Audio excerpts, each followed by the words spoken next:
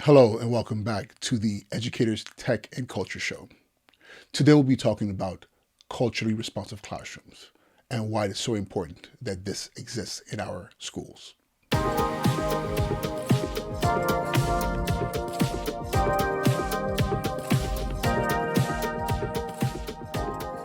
As educators, it's very important that we recognize the diversity of students in our classrooms, taking into account their backgrounds, their experiences, and embedding those in our teaching. This allows for the creation of positive environments that are inclusive and allow students to be able to speak their truths in reflection to what they're being taught. So, what exactly is culturally responsive teaching? So, I'm going to give you a definition based on my experience. So, having been an immigrant to this country in elementary school, I found myself in a new land, in a new space, and being taught in a manner and on topics in a way that I couldn't connect to.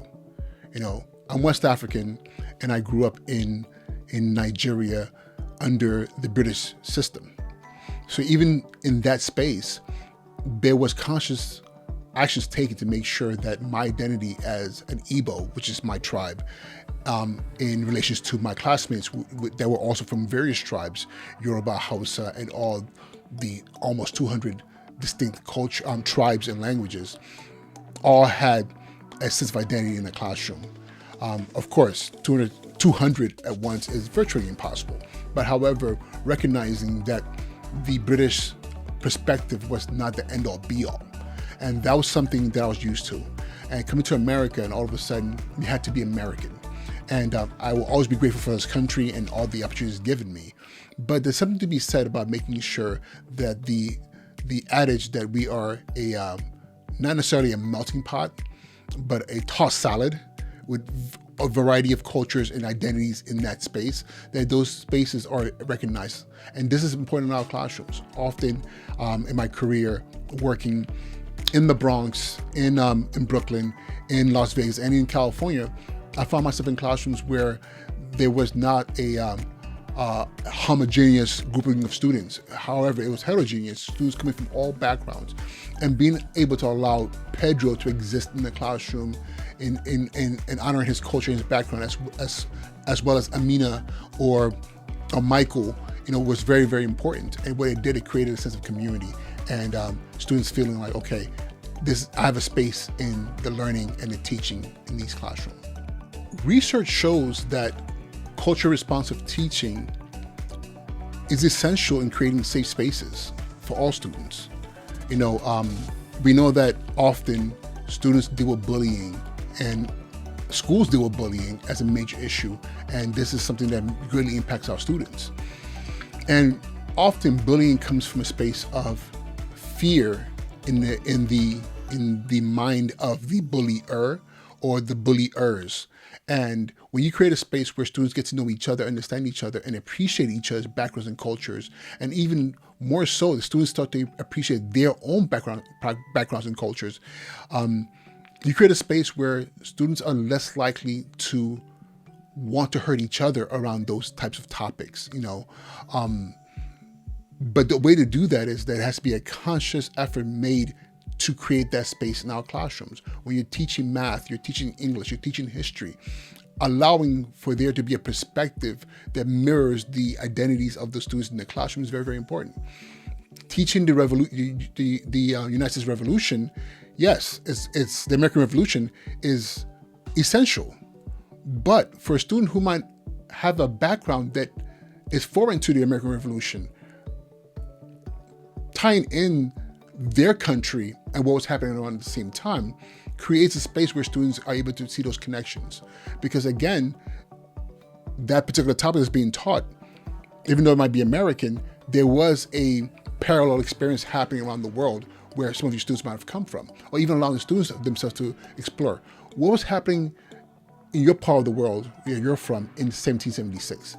Very, very important. And what it does allows students to come into the space and have a voice in the classroom. So as I was saying earlier, research shows that these are things that are benefits from having culturally responsive classrooms. In addition to the benefits that students experience in culturally responsive classrooms, there are also benefits to the teacher. I remember as a teacher feeling so much more fulfilled in my classrooms when I saw that every single student was engaged. Because one of the hardships of teaching is trying to find a way to make sure that you're not only speaking to a segment of the classroom, but every child in that space feels that they're seen and also that they're heard as well.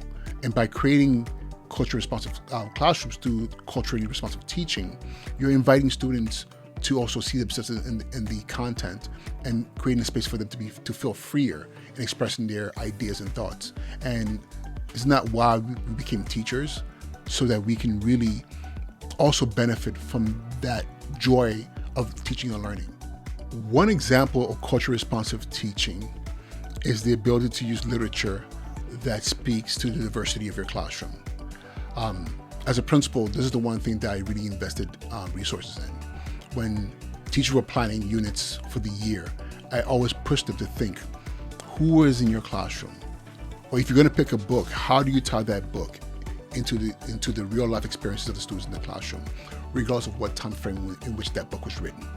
There's this misconception that if I'm teaching Dickens, I can only connect the students to the experiences of the characters in that time frame in English history. And I argue that if I'm going to, for example, teach Oliver Twist, I can speak about the experiences of orphan children who are living in spaces where they might not have parents in 21st century America, and try to tie in those experiences and try to be able to express and unpack the experiences of, Oliver Twist and what he went through, being an orphan, and what someone in 21st century New York City, in Brooklyn or the Bronx or Queens, as a child might go through and try to find those parallels. But not only that, it could be anywhere around the world. And in culturally responsive teaching, you're constantly looking for other secondary resources as parallels to what you're teaching. But what it does now, it makes the content more accessible to all the students in your classroom. One of my favorite spaces in which to really push culturally responsive teaching, and it's very difficult, maybe not for most, but for me it was very difficult, is in math and science. In math and science, because the belief is that math and science is pretty much linear, right? It's about facts. So it's not culturally relevant per se, but I would argue against that. I've done things like in biology, living environment, as we call it in New York City, where, for example, when we're talking about genes, we start to talk about, DNA research and people that are using DNA to track their ancestry, and also looking at what DNA tells us about who we are collectively as a humanity, but who we are also culturally based on what part of the world we come from. And I found students being very, very engaged and inquisitive about, their background, who they are. I've shared with students how I'm very certain about I was very certain about where my family was from in Nigeria. We've been in the same land for hundreds of years, and that land is within the lands of the Igbo people. And when I did my DNA testing, I found out something very, very interesting that I didn't expect there. It didn't change who we were, but it just showed who I was, who my family were, going back beyond the time that we were in that part of the world.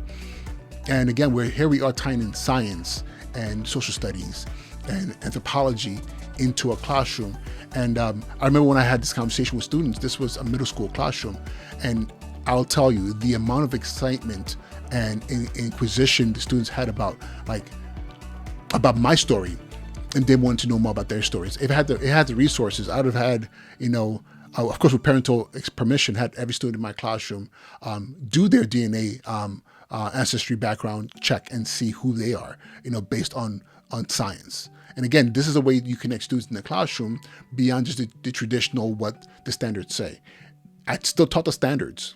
They still got information that they needed as part of the education, but I did it in a way that pulled in all the students and really piqued their curiosity around science. To sum up, culturally responsive teaching is a superpower. It's a power that you need to have. The great thing about it, anyone can have the superpower. It just requires that you do your homework and you really study the strategies you can put in your classroom. And I'll be honest with you, the greatest part about the experience of creating a culturally responsive classroom and embedding culturally responsive teaching is the time that you spend to get to know your students, and the time you spend to really get them to know each other through the standard curriculum that you're teaching, and just making modifiers to allow for that to happen. That is all the time that we have for today. Thank you for spending time with me today talking about culturally responsive teaching and how to embed this into your classroom and your school. If you want to know more about culturally responsive teaching, building culturally responsive communities, there are tons of resources out there. Also, you can tap into my work, The Power of Culturally Responsive Education. It's available on Amazon, and I'll also add a link to the description so you can access it. If you have any questions, definitely feel free to comment, ask questions, and I will do my best to give you answers that will help you in creating culturally responsive environments in your school. This is Uche Njoku. Until next time.